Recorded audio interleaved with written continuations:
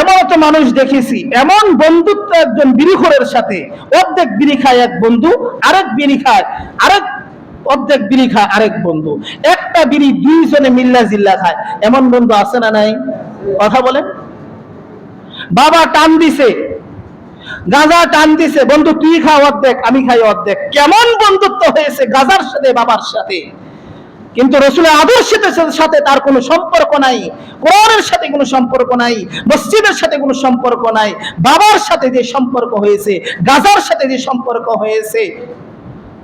দুনিয়াতে যত ধরনের বদমাইশ আছে তাদের সাথে সম্পর্ক রাখি, কিন্তু ভালো মানুষের সাথে সম্পর্ক রাখি না। আবার মরণের সময় চিন্তা করি, আল্লাহ যদি আমার ঈমানটা নসিব করে দিত।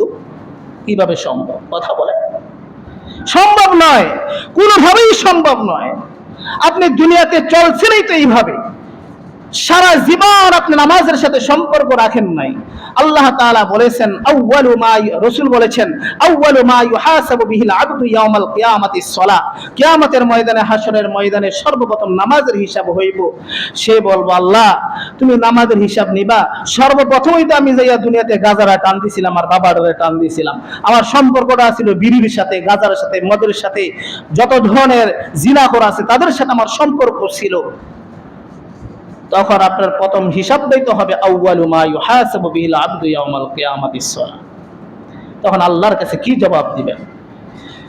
এজন্য ভাইও পায়ে ধরি, আল্লাহর কাছে কি জবাব দিব আমরা যদি আল্লাহর হুকুম না মানি?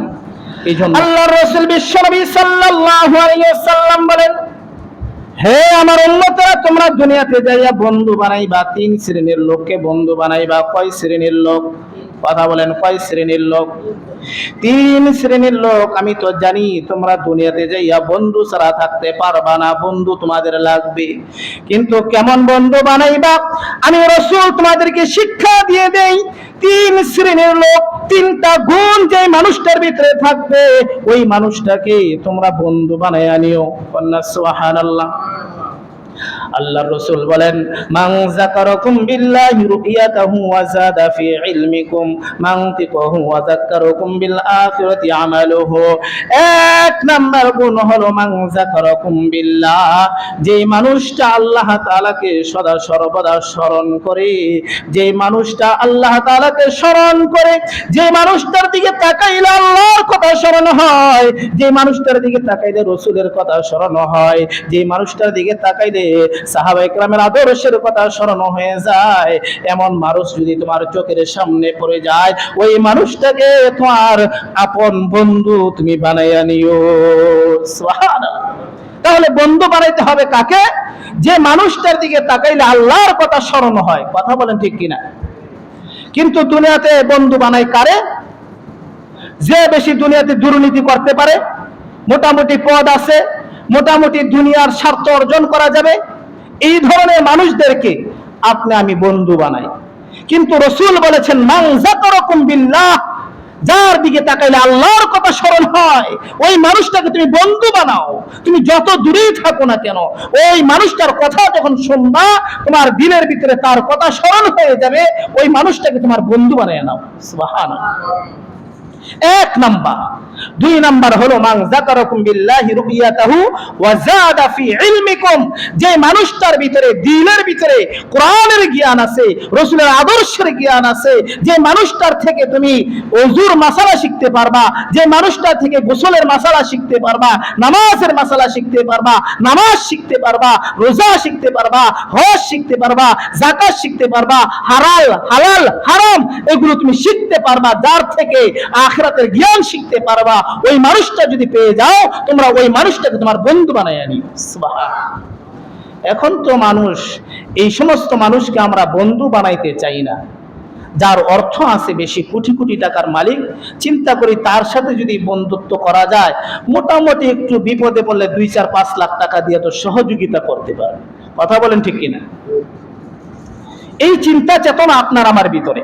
কিন্তু রাসূল বলেছেন যে না, যে মানুষটা দিলের ভিতরে কোরআনের জ্ঞান আছে, যে মানুষটা কোরআন পড়তে পারে, তুমি সে মানুষটা থেকে কোরআন শিখো। যে মানুষটা ওযুর মাসালা জানে তার থেকে ওযুর মাসালা তুমি শিখে নাও, গোসলের মাসালা তুমি শিখে নাও। এমনও মুসলমানের সন্তান আছে ফরজ গোসল কিভাবে করবে সেটা পর্যন্ত জানে না। কথা বলেন, আছে না নাই? বহু মানুষ আছে মুসলমান দাবি করে।